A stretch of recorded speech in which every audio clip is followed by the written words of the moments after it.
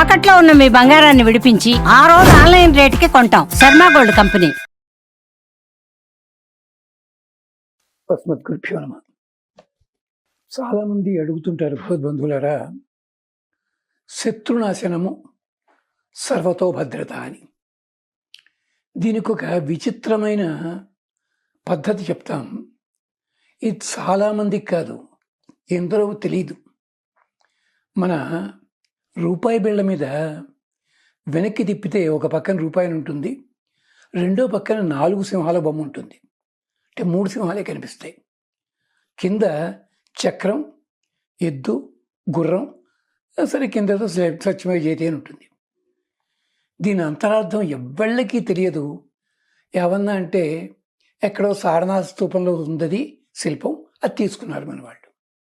కానీ నిజంగా మీకు అంతటి భయంకరమైన శత్రుబాధ ఉంది అనుకుంటే ఒక్క పని చేసి చూడండి. 11 రోజులు ప్రయత్నించండి. మార్పు కలిగితే కొనసాగించండి, లేకపోతే నా అమాయకత్వాన్ని నవ్వుకోండి. ఏమిటో తెలుసా? అది మీ దగ్గర ఉన్న రూపాయి కాసు లేదా 2 రూపాయలు, 5 దేని మీదైనా ఈ సింహాల బొమ్మ ఉన్న ఆ రాజముద్రిక ఉన్న ఆ రూపాయి బిళ్ళని దేవుడి దగ్గర పెట్టి 3 సార్లు పసుపు, 3 సార్లు కుంకం, 3 సార్లు గంధం వేయండి. నమస్కారం చేయండి.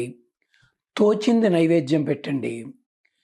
మీకు ఏ రకమైన నరఘోష ఉన్నా, శత్రువులున్నా తొలగిపోతారు. దేవుడి స్వామి అంటారా, యజుర్వేదంలో అగ్నిదేవుణ్ణి ప్రార్థన చేస్తూ, అగ్నిదేవ, మాకు 4 రకాలైన శత్రువులు ఉంటారు. ఎలాంటి వాళ్ళు తెలిసిన? మేము శత్రువులుగా భావించేవాళ్ళు, మమ్మల్ని శత్రువులుగా భావించేవారు. ఒకడేమిటి అంటే పనిగట్టుకు ద్వేషిస్తాడు. రెండోవాడు ఏమిటంటే ఎక్కడ అవకాశం ఉందా మా ధనాన్ని దొంగిలిద్దాం అనుకుంటాడు. మూడోవాడు ఏమిటో తెలుసునా? పనిగట్టుకుని మా మీద ఇష్టం వచ్చినట్టుగా అవాకులు చవాకులు ప్రచారం చేస్తుంటాడు. నాలుగోవాడు కొంచెం ప్రమాదకారి, అవకాశం దొరికితే చంపాలని చూసేవాడు. ఈ 4 నుంచి కూడా మమ్మల్ని కాపాడు అంటూ యజుర్వేద మంత్రం ఇక్కడ చెప్పటల్లా.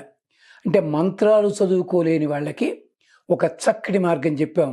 ఒక్కటే రూపాయి బిళ్ళ, లేదా 11 పెట్టుకోవచ్చు, 3 పెట్టుకోవచ్చు. 4 సింహాల బొమ్మ ఉంటుంది, 3 సింహాలు కనిపిస్తాయి, 4వది కనిపించదు. అది పెట్టుకోండి. ఆ గుర్రము మీలో ఉండే శక్తికి సంకేతము. ఆ ఎద్దు పాడి పంట 2 ఇచ్చేలాంటి తత్వానికి సంకేతము. మధ్యలో ఉండే చక్రము కాలానికి సంకేతము. ఇది గుర్తుపెట్టుకోండి. ఇది సులభ పద్ధతి. అంటే దీంట్లో ఏదో ఒకటి చేసి మీరు చేసేసుకోండి, అయిపోతుంది, అలాంటి మాటలు చెప్పడం కోసం కాదు.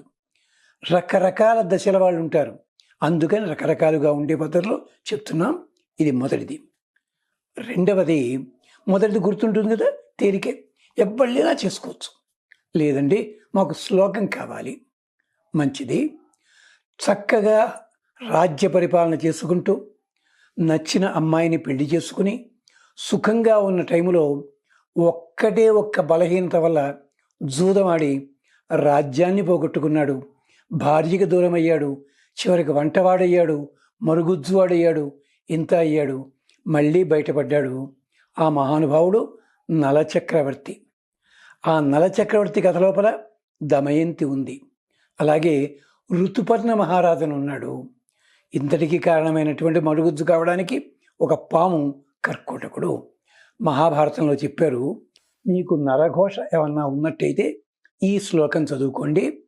కర్కోటకస్య నాగస్య దమయంత్య నలస్య చ ఋతుపర్ణస్య రాజర్షేః కీర్తనం కలినాశనం.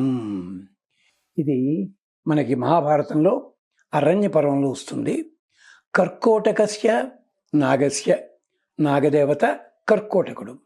కర్కోటకస్య నాగస్య దమయంత్య, భార్య దమయంతి. దమయంతి అంటే మన మనస్సులో ఉండే బుద్ధి అన్నమాట. దమయంత్య నలస్య చ, నలమహారాజు మన మనస్సు. ఎంత ఉన్నా చాలు చాలు అనుకోడు ఆయన. నలస్య చ ఋతుపర్ణస్య రాజర్షి. రాజర్షి ఉన్నాడు, ఆయన పేరు ఋతుపర్ణుడు. ఋతుపర్ణుడు అంటే ఎవరో కాదు, కాలమే. ఎందుకని? ఋతువులే రెక్కలుగా కలిగినవాడు. ఋతుపర్ణస్య రాజర్షే కీర్తనం కలినాశనం. ఇది హాయిగా తలుచుకోండి, ఇష్టదైవం ముందు కూర్చోండి, మీకు నచ్చిన నైవేద్యం పెట్టుకోండి. ఇది ఏ దేవతకి సంబంధించి ప్రార్థిస్తున్నది కాదు. ఈ నలుగురు పెద్దల్ని జ్ఞాపకం చేసుకుంటే మనకుండే నరఘోష కానీ, మనకుండే ఇబ్బందులు కానీ ఇవన్నీ తొలగిపోతాయి. ఎన్ని రోజులు చేయాలండి అంటుంటారు.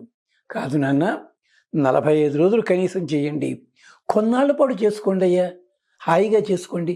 ఎంత టైం పడుతుందో ఒక శ్లోకం చదవడానికి? మా అయితే 108 సార్లు అన్నా అనుకోండి, 10 నిమిషాలు పడుతుంది. క్షేమం కలుగుతుంది. పిల్లలకు కూడా నేర్పండి. మరొక్కసారి కర్కోటకస్య నాగస్య దమయంత్య నలస్య చ ఋతుపర్ణస్య రాజర్షే కీర్తనం కలినాశనం. కలియుగంలో ఉండే ఇబ్బందులు తొలగించేది ఇది అని చెప్పి, ఇంకొకటి, మేము శాస్త్రం తెలుసున్న వాళ్ళం, చాలా పూజలు చేస్తుంటాం అన్న వాళ్ళ కోసం మరొక విచిత్రమైన పద్ధతి ఉన్నది. ఒక మంత్రము చెప్పుకుందాం. ఇది కూడా అధర్వణ వేద మంత్రము. అంటే మొదట సామాన్యుల కోసం, రెండవది చేసుకుంటా అనుకున్న వాళ్ళ కోసం, మూడవది ఆచారం పాటిస్తున్నాం అన్న వాళ్ళ కోసం. ఒక విల్లు అంటే బాణము విల్లు, ఆ ఒక పటం పెట్టుకోండి, ఆ బొమ్మ పెట్టుకోండి. రోజు పసుపు కుంకుమ పూలతో ఆరాధన చేయండి. వింటికి నమస్కరించి, లేదా విల్లు పట్టుకున్న రాముడు కానీ, విల్లు పట్టుకున్న ఇష్టదైవం కానీ పెట్టుకుని అక్కడ ప్రార్థన చెయ్యండి. ఈ మంత్రం మాత్రం వేదంది గనక ఓపిక ఉంటే 27 సార్లు చదవండి, లేకపోతే 11 సార్లు పాలల్లో కొద్దిగా తేనె చుక్క వేసి నివేదన చెయ్యండి. మీ జన్మ నక్షత్రం నాడు మాత్రము 108 సార్లు చదవండి.